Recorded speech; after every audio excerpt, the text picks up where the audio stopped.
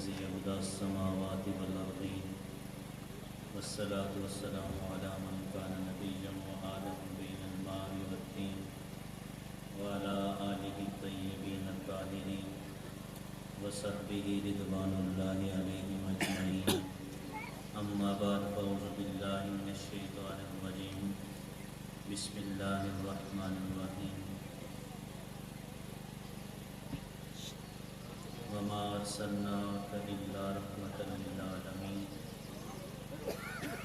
قال رسول الله صلى الله عليه وآله وسلم: علموا أولادكم ثلاث خصال: حب نبيكم وحب آل نبيكم وتلاوة القرآن او كما قال علیہ الصلوۃ والسلام. تمام احباب بارگاہ خیر الانام میں وصل عقیدت و احترام ہدیہ درود و سلام پیش فرمائیں. الصلاۃ والسلام علیک یا سیدی یا رسول اللہ وعلی آلک وصحبک وسلم علیک یا شفیع المذنبین. الصلاۃ والسلام علیک یا سیدی یا رسول اللہ وعلی آلک وصحبک وسلم علیک یا شفیع المذنبین. قابل صد احترام فخر السادات پیر طریقت راہبر شریعت قائد تحریک نفاذ نظام مصطفیٰ جناب پیر سید عارف حسین شاہ گیلانی دامت برکاتہم القدسیہ سجادہ نشین آستانہ عالیہ پناگ شریف اور قابل احترام جناب محترم میاں ریاض صاحب اور صوفی محمود صاحب، محترم ماسٹر مہربان صاحب اور جملہ سادات کرام، حفاظ کرام، علماء کرام، حاضرین و سامعین، آج ہم سب قاری محمد آصف صاحب کے والد مرحوم کے اصال ثواب کے لیے سجی ہوئی محفل میں شریک ہیں. دعا ہے کہ پروردگار عالم قاری صاحب کے والد کے بخشش و مغفرت فرمائے اور اس عظیم الشان محفل کا صدقہ اللہ تعالیٰ ان کی قبر سے حشر تک کی منازل آسان فرمائے. یہ ہم سب کی خوش قسمتی ہے کہ ہم میں جناب پیر صاحب تشریف فرما ہیں اور سادات کرام کا احترام. امام شافعی لکھتے ہیں امت پر واجب ہے کہ اس کے پاس سادات کا احترام. اور قاری صاحب بالخصوص میں نے جناب سے فون پر بھی عرض کی تھی کہ قاری صاحب اس سلسلے میں بڑا ذوق و شوق رکھنے والے ہیں اور یہ کہتے تھے کہ دعا ہوتی اس وقت ہے جب کوئی سید کا بحال محفل میں ہو.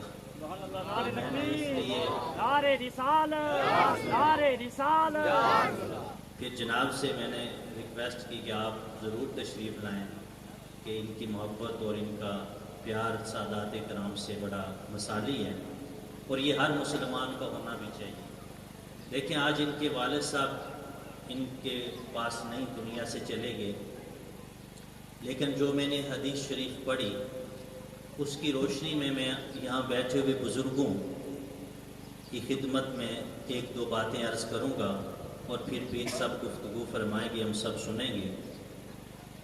تو اس حدیث شریف کے مطابق 3 باتیں اپنی اولاد کو سکھاؤ.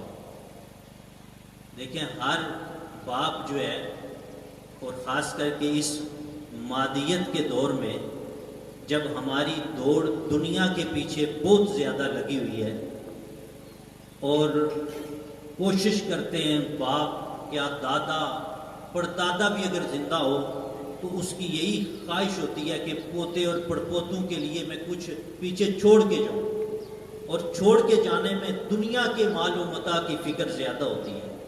کہ کوئی اچھی پراپرٹی چھوڑ کے جائیں، کوئی کوٹھی گاڑی بنگلہ چھوڑ کے جائیں، لیکن میرے کریم آقا نے ارشاد فرمایا کہ لوگوں اپنی اولاد کو 3 تحفے دے کر جاؤ۔ سبحان اللہ۔ وہ 3 تحفے کیا ہیں؟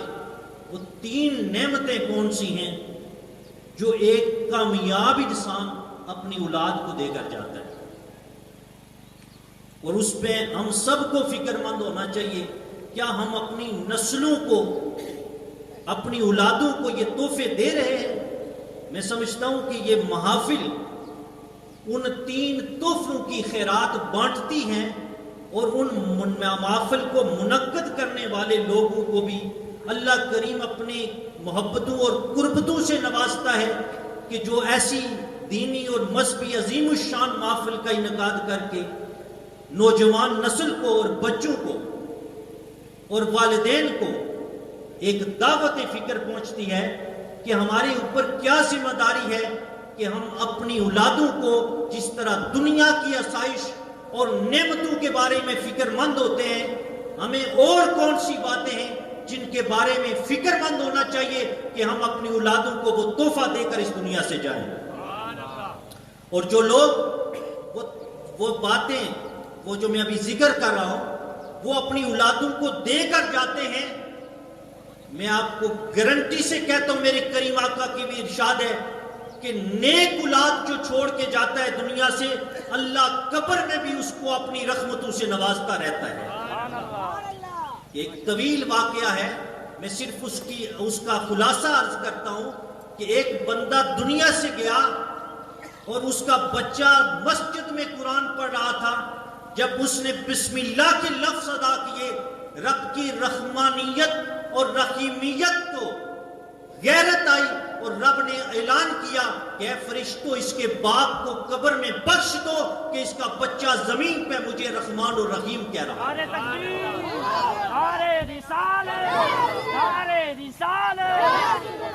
اس لیے جب ہم اولیاء کرام بزرگان دین کی زندگیاں دیکھتے ہیں، علماء صالحین کی زندگیاں دیکھتے ہیں، تو ہمارے سامنے یہ ایک پیغام آتا ہے کہ جہاں دنیا کی بہت سی چیزوں کے بارے میں ہم فکر مند ہوتے ہیں، وہاں ہم انسانوں کو اپنی اولاد کے بارے میں اس بات کی بھی فکر ہونی چاہیے کہ نیکی اور پارسائی کا کون سا رستہ ہم اپنی اولاد کو دے کر جا رہے ہیں۔ اور جو لوگ یہ اپنی اولادوں کو یہ سبق دے کر جاتے ہیں، میں سمجھتا ہوں کہ ان کی قبریں روشن اور منور ہوتی ہیں، جن کی اولادیں اس زمین پہ اللہ کا نام لے رہی ہوتی ہیں۔ اس لیے خوش قسمت ہیں وہ لوگ جو اپنے بچوں کو ان محافل میں ساتھ لے کر شامل ہوتے ہیں۔ آج یہ چھوٹے چھوٹے بچے ہیں، جب یہ باتیں سنیں گے تو ان کے دلوں میں وہ ایمان کی قوت پیدا ہوگی، کل ان کے والدین کے لیے وہ بخشش کا سبب ہوگا۔ نعرہ تکبیر، نعرہ رسالت، نعرہ حیدری۔ اب وہ 3 باتیں کون سی ہیں؟ میرے کریم آقا نے ارشاد فرمایا اپنی اولاد کو 3 چیزیں ضرور دے کر جاؤ، ان کو 3 چیزوں کو سکھاؤ۔ جس طرح ہم اور واعظ و نصیحت کرتے رہتے ہیں اور چیزیں سکھاتے رہتے ہیں، اس طرح ہمیں حکم ہے کہ ہم اپنی اولاد کو ان دنیا کے مال سے بھی بڑھ کر ان 3 چیزوں پہ توجہ دیں، تاکہ ہم اپنی اولاد کو ایک اعلیٰ اور خوبصورت منزل دے کر جائیں، تاکہ دنیا کے سفر میں وہ گمراہی اور برے راستے کا شکار نہ ہو۔ میرے آقا نے ارشاد فرمایا ایک بات یہ ہے کہ تم اپنی اولاد کو سکھا کے جاؤ، حب نبیکم، اپنے نبی کا پیار اپنی اولاد کو سکھا کے جاؤ، کیونکہ یہ اتنی بڑی دولت ہے کہ دنیا کے سارے رشتے، ساری دولتیں ایک وقت آئے گا منہ موڑ لے گی، لیکن کملی والے آقا کی محبت کی شان یہ ہے جب سارے تعلقات توڑ ٹوٹ جائیں گے، دور ہو جائیں گے، قبر ہوگی، کوئی رشتہ کوئی تعلق وہاں کام نہیں آئے گا۔ دنیا کے سفر میں بھی رشتے ٹوٹ جاتے ہیں، بیٹا باپ سے بھی منہ موڑ جاتا ہے، ایسی دنیا بھی آج ہم دیکھ رہے ہیں۔ اس دنیا کے سفر میں سارے دنیا کے جھوٹے تعلق، رشتے، دوستیاں ٹوٹ جاتی ہیں، لیکن کملی والے آقا کا پیار جس سینے میں ہو، اس پیار کی یہ شان ہے کہ سارے رشتے ٹوٹ جائیں گے، قبر میں بھی کملی والا ساتھ ہوگا، حشر میں بھی کملی والے کا ساتھ۔ تاجدار ختم نبوت، تاجدار ختم نبوت۔ اسی منظر کو سامنے رکھتے ہوئے ایک دن صحابی کو قبر اور حشر سامنے تھی، حضور کی بارگاہ میں بیٹھے ہوئے تھے، کہا یا رسول اللہ ایک بات کا خوف ہے کہ جب جی میں آتا ہے چہرہ بددخا دیکھ لیتے ہیں، جب دل کرتا ہے حضور کی خدمت میں حاضر ہو کر حضور کے چہرہ انور کی زیارت حاصل ہو جاتی ہے، یا رسول اللہ حشر کا دن ہوگا، آپ کا مقام تو بہت اعلیٰ ہوگا، ہم جیسے گناہگار آپ کی زیارت کیسے کر سکیں گے؟ میرے کریم آقا نے اپنے صحابی کے عشق و محبت کو سن کے ارشاد فرمایا المرء مع من احبہ، قیامت کے دن جس سے دنیا میں بندہ پیار کرتا ہے حشر کا دن ہوگا، اللہ تعالیٰ اس بندے کو اسی کے ساتھ کھڑا کرے گا جس سے دنیا میں پیار کرتا ہے۔ اس لیے اے میرے صحابی اگر تم مجھ سے پیار کرتے ہو تو فکر نہ کرو حشر میں مجھ محمد کے ساتھ ہی ہو۔ تو وہ کتنا خوبصورت انسان ہے جس کو حضور کی رفاقت نصیب ہو جائے، وہ کتنا قسمتوں اور مقدر والا بندہ ہے جس کو حضور کی سنگت نصیب ہو جائے۔ وہ نصیب کسے ہوگی؟ جس کا دل دنیا میں حضور کی محبت سے آباد ہوگا۔ اس لیے ایک چیز، اور حضرت امام زین العابدین رضی اللہ تعالی عنہ آپ ارشاد فرماتے ہیں لوگوں ہمیں جس طرح قرآن گھر میں سکھایا جاتا تھا، یہ سنیں یہ بات کہ اپنی اولادوں کو سکھاؤ، امام زین العابدین ارشاد فرماتے ہیں کہ لوگوں جس طرح ہمیں گھر میں قرآن سکھایا جاتا تھا اسی طرح ہمیں گھر میں محمد عربی کی محبت سکھائی جاتی تھی۔ اس لیے اپنی اولادوں کو حضور کا پیار دو، گھر میں بیٹھو تو سرکار کی باتیں سناؤ، جو محفلوں میں سنو اپنے بچوں اور بچیوں کو جا کے سناؤ کہ حضور کے پیار کی داستان آج ہم نے یہ سنی ہے، حضور کے صحابہ حضور سے ایسے محبت کرتے تھے، اے بچوں تم بھی نبی سے ایسے پیار کرو، جب تم پیار کرو گے اللہ ہم پہ خوش ہوگا۔ اپنی اولادوں کو یہ سبق بھی دیں، جب چولہے کے گرد بیٹھ کے غیبت اور چولیاں لوگوں کی کھائی جا رہی ہوتی ہیں، وہاں اپنی اولاد کو کہیں کہ یہ باتیں نہ کریں، محمد عربی کی باتیں کریں۔ جن باتوں سے گھروں میں نور اترے گا، جن باتوں سے گھروں میں اجالے ہوں گے، روشنیاں اترے گی، اللہ کی رحمتیں نازل ہوں گی، اس محمد عربی کا تذکرہ کریں۔ تو ایسے میں اپنے رسول کی تذکرے کثرت سے کریں۔ صحابہ کی یہ عادت تھی کہ وہ گھر میں جب بیٹھتے تھے اپنے بچوں میں سرکار کے ذکر کرتے تھے، کبھی حضور کی زلفوں کا تذکرہ کرتے، سرکار کے چہرہ مقدس کا اپنے بچوں سے تذکرہ کرتے، حضور کی عادات مبارکہ کا اپنے بچوں سے تذکرہ کرتے۔ وہی بچے جب جوان ہوتے تو محمد عربی کے نعرے لگا رہے ہوتے تھے۔ اس لیے آج کی ضرورت ہے کہ ایک بات اپنی بچوں کو یہ دے کے دنیا سے جاؤ، تاکہ جب دنیا سے جاؤ حضور کی محبت آپ کی اولاد کے سینے میں ہو۔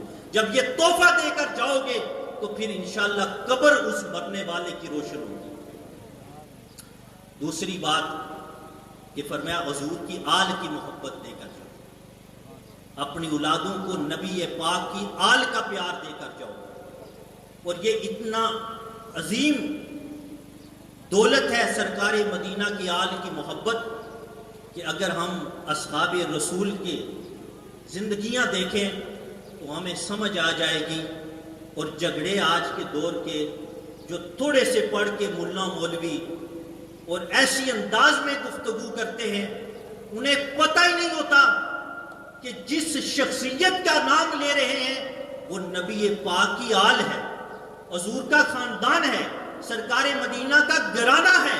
اور یہ اتنا عظیم گھرانہ ہے کہ جس کی شان اللہ نے اپنے کلام میں بیان کی اور جس کی شان محمد عربی نے اپنی زبان اطہر سے بیان کی، اور جن کی شان و عظمت اگر دیکھنی ہے تو نبی پاک کے غلاموں کے سامنے دیکھو کہ حضور کی آل کی شان کتنی ہے۔ اس لیے اپنی اولادوں کو جب بتاؤ تو یہ بتاؤ کہ حضور کی آل سے پیار کرنا ہے تو کیسے کرنا ہے۔ تو دیکھیں ہمارے پاس بہت سے واقعات ہیں، میں ایک دو باتیں مثلا عرض کرتا ہوں۔ بخاری شریف کے اندر آتا ہے حضرت سیدنا صدیق اکبر امت مسلمہ کے عظیم پیشوا، قائد، امام، مسلمانوں کے پہلے خلیفہ، نبی پاک کی یار غار، حضور پہ جان نثار کرنے والے جناب سیدنا صدیق اکبر رضی اللہ تعالیٰ عنہ اسلام کے پہلے خلیفہ متعین ہوئے. اور جناب ابو بکر صدیق کے بارے میں آتا ہے کہ بخاری شریف کے الفاظ ہیں، اور آپ فرمایا کرتے تھے ارقبوا محمدًا فی اہل بیتہ، اور لوگوں سنو کہ حضور نبی پاک صلی اللہ علیہ وسلم کی آل کا نبی پاک کی وجہ سے خیال رکھا کرو. یہ کون کہتے ہیں؟ اسلام کا پہلا خلیفہ. اور آپ یہ ارشاد فرماتے، بخاری شریف کے اندر آتا ہے والذی نفسی بیدہ لا قرابت رسول اللہ احب الی ان اصل من قرابتی. حضرت سیدنا صدیق اکبر لوگوں میں بربلا کہتے تھے، لوگوں خدا کی عزت اور جلال کی قسم جس کے قبضہ قدرت میں ابو بکر صدیق کی جان ہے، لوگوں یاد رکھو مجھے اپنے گھر والوں سے زیادہ نبی پاک کے گھر والے محبوب ہیں. یہ کس کی بات کر رہا ہوں؟ مسلمانوں کے پہلے خلیفہ، نبی پاک کی ساتھ سفر و حضر میں ساتھ رہنے والے، اس اسلام کے عظیم حکمران مسلمانوں کے خلیفے کی زندگی ہے. کہا لوگوں یاد رکھو ابو بکر کو اپنے گھر سے زیادہ نبی پاک کے گھر والے محبوب ہیں. اور شفا شریف میں آتا ہے سیدنا صدیق اکبر ایسا کیا کرتے تھے، حسنین کریمین کو اپنے کندھوں میں اٹھا کے چلا کرتے تھے اور فرمایا کرتے تھے لوگوں یہ وہ شہزادے ہیں جن کو میں نے آقا کریم کے کندھوں پہ دیکھا ہے، ابو بکر ان کو اپنے کندھوں پہ لے کر چلے گا جن کو آقا کریم اپنے کندھوں پہ لے کر چلے گا. تو جس گھر کی شان اور جس کی پاکی اور تدخیر رب قدیر بیان کر رہا ہے، اس کا ادب و احترام اصحاب رسول نے بے انتہا کیا ہے. اور کیسا ادب و احترام تھا کہ حضرت سیدنا عمر فاروق رضی اللہ تعالیٰ عنہ نے جب تنہائی مقرر کی، آپ کا دور حکومت ہے، تنہائی مقرر کرنے کی باری آئی تو آپ نے فرمایا جو رسول اللہ کے ساتھ جتنے پہلے اسلام قبول کیے تھے ان کی تنہائی سب سے زیادہ ہوگی، جو رسول اللہ کے زیادہ قریب تھے ان کی تنہائی زیادہ ہوگی. تو آپ نے فرمایا بدری صحابہ کی تنہائی زیادہ ہوگی، عشرہ مبشرہ کی تنہائی اور بدری صحابہ کی سب سے زیادہ تنہائی عشرہ مبشرہ اور بدری صحابہ کی ہوگی. پھر آپ نے فرمایا اس صف میں حسنین کریمین کو بھی تنہائی اتنی عطا کی جائے. حسنین کریمین بدری صحابہ میں شامل نہیں تھے، لیکن حضرت سیدنا امیر المومنین عمر فاروق رضی اللہ تعالیٰ عنہ جب تنہائی مقرر کرنے کا وقت آیا آپ نے فرمایا حسنین کریمین کو بھی تنہائی اتنی دی جائے گی. اور آپ کی یہ حسنین کریمین اور آپ کے بیٹے حضرت عبداللہ ہم عمر تھے تقریباً، تو انہوں نے کہا تھوڑی سی زیادہ عمر تھی حضرت عبداللہ کی، انہوں نے حضرت عبداللہ نے جا کے اپنے باپ سے حضرت امیر المومنین حضرت عمر فاروق سے کہا کہ آپ ایسا کریں کہ میری تنہا بھی تو حسنین کریمین کے برابر کریں. تو والد محترم نے، سرکار مدینہ کے ان عاشقوں نے اور اسلام کے ان عظیم سفراء نے جتنے خوبصورت پیغام لمحہ بر لمحہ دیے، آج امت کو ضرورت ہے ان پیغاموں کو اپنے ہاتھوں میں تھامے رکھیں. آپ نے ارشاد فرمایا بیٹا تم حسنین کریمین جیسی والدہ تو لے کر آؤ. بیٹا اگر تم تنخواہ کی برابری کا مقابلہ کرنا چاہتے ہو تو پھر حسنین کریمین جیسے کے باپ جیسا باپ لے کر آؤ. اگر تم تنخواہ کا مقابلہ کرنا چاہتے ہو تو پھر حسنین کریمین جیسے نانا لے کر تم آؤ. جب تمہارے پاس یہ نعمتیں نہیں تو پھر تم حسنین کریمین کے مقابلے میں نہیں. باتیں کہنے کا مطلب یہ ہے کہ یہ پیار بھی حضور کی آل کا سرکار نے فرمایا کہ جو حضور کی آل سے محبت کرتا ہے، حضور نے فرمایا یہ کشتی نوح کی مثال ہے، جس نے میری آل سے پیار کیا وہ کامیاب ہو گیا، جس نے پیار نہ کیا وہ تباہ ہو گیا. اور آقا نے ارشاد فرمایا میری آل کی محبت ایسے ہی ہے، جس نے ان سے محبت کی اس نے مجھ سے محبت کی، جس نے ان سے بغض رکھا اس نے مجھ سے بغض رکھا.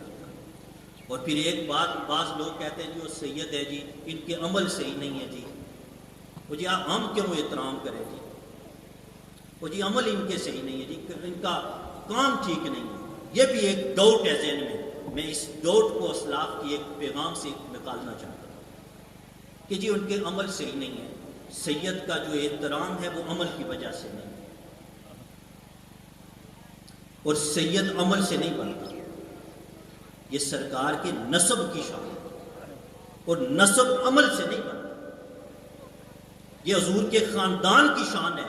اور اس گھر کے بارے میں علاؤ الدین خلجی کے زمانے میں جب یہ چال چلی گئی اور یہ مہم چلائی گئی کہ سادات کو جن کے کمال ٹھیک نہیں ہے ان کے ساتھ نفرت کا ایک دور شروع ہوا، تو شیخ شرف الدین بوئیلی قلندر نے ایک خط لکھا علاء الدین خلجی کی طرف، اور اس میں ایک ربائی تھی، 4 مصرے تھے۔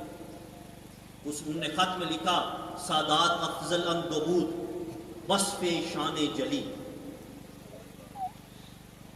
جگر اولاد مرتضی و جگر گوشائے نبی، نظر مکن بر فعل شان خیر حرز جاہلی الصالحون للہ والطالحون لی۔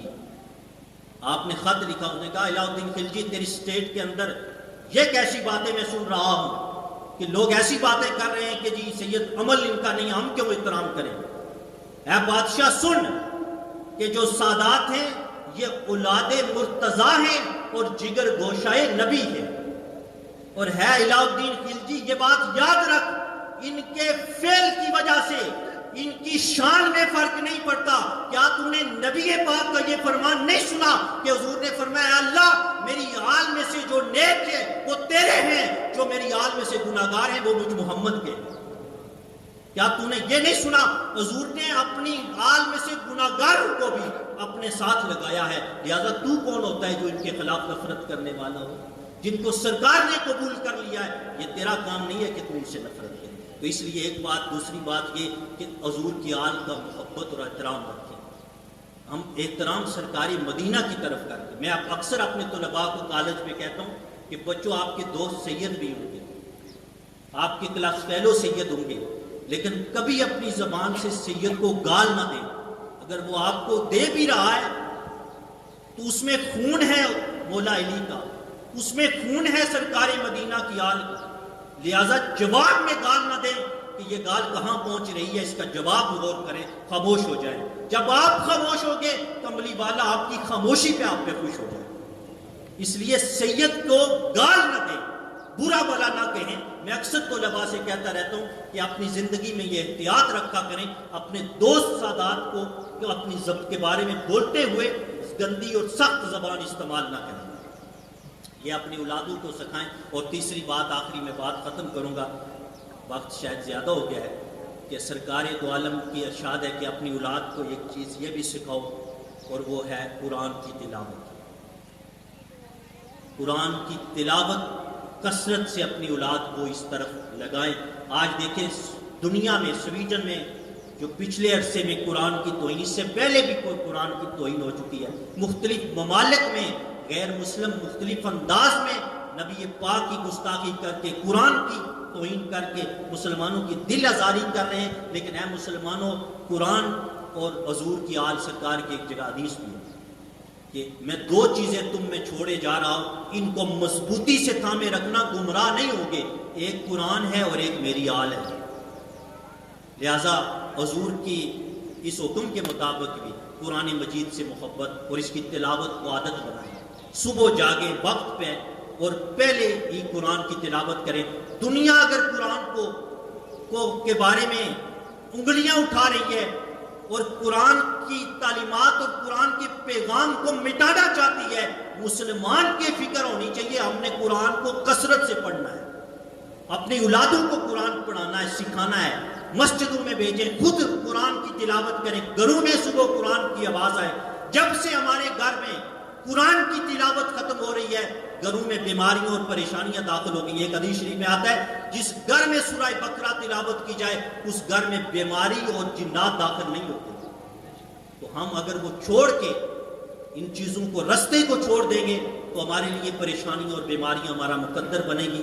گفتگو کافی ہو چکی ہے، یہ 3 باتیں آپ اس پہ پیرا دیں، اپنے گھروں میں قرآن کی تلاوت ضرور کیا کریں، تاکہ جب آپ بڑے قرآن کی تلاوت کریں گے، عورتیں بڑی قرآن کی گھروں میں تلاوت کریں گی، بچے دیکھ کے وہ قرآن کی تلاوت کریں گے، گھروں میں اسلام کا، قرآن کا نور پھیلے گا، اللہ کی رحمتیں نازل ہوں گی۔ جس گھر میں اللہ کا ذکر نہیں ہوتا، میرے کریم آقا کے فرمان کے مطابق وہ قبرستان کی مانند ہے، وہ مردہ ہے جس میں اللہ کا ذکر نہیں ہوتا۔ اپنے گھروں کو قرآن کی تلاوت سے آباد کریں تاکہ دنیا کو پتہ چلے کہ ہم مسلمان سے جتنا قرآن چھیننا چاہتے ہیں، مسلمان اتنا ہی قرآن کے قریب ہو رہا ہے۔ اور قرآن عظیم الشان کلام الہی ہے جو ہزارہ برکتیں مسلمانوں کے لیے اور رہنمائی کا ایک عظیم پیغام ہے، اللہ کی طرف سے ہدایت نامہ ہے جو دنیا اور آخرت کی کامیابی کا سبب ہے۔ اس کو اپنے ہاتھ میں لے کر اپنے بچوں کو اپنے نبی کا اور نبی کی آل کا پیار دے۔ اللہ کی بارگاہ میں دعا ہے کہ میری یہ مختصر سی حاضری اپنی بارگاہ میں قبول فرمائے۔